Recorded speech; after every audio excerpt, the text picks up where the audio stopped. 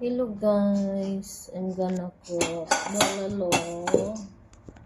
Beef is high in nutrients and good for the muscle.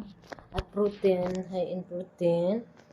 And also a cabbage, Chinese cabbage is good for the body, antioxidant and skin and heart health, and to help lower the blood vessel like and help the anemia, skin health and heart health, and good for digestive system.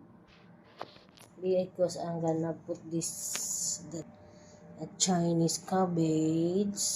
Chinese cabbage is rich in vitamins and minerals and contains fiber also.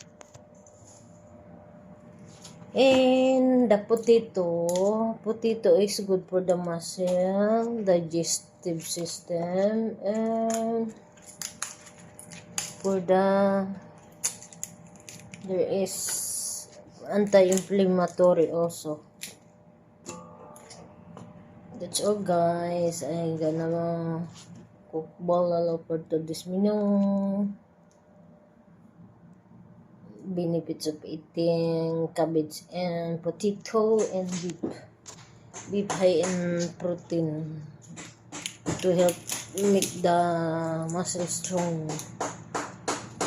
Cabbage, there's so many vitamins, rich in vitamins and minerals, anti-inflammatory and good for heart health and to help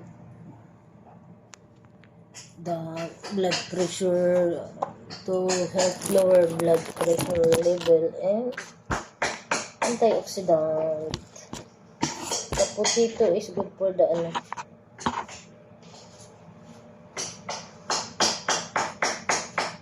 rich in fiber. Potato also, this one good for the skin health also and heart health. And the potato is good for digestive system. And there is fiber, contain fiber also the potato. That's all guys. Good morning. Happy Thursday everyone. Bye.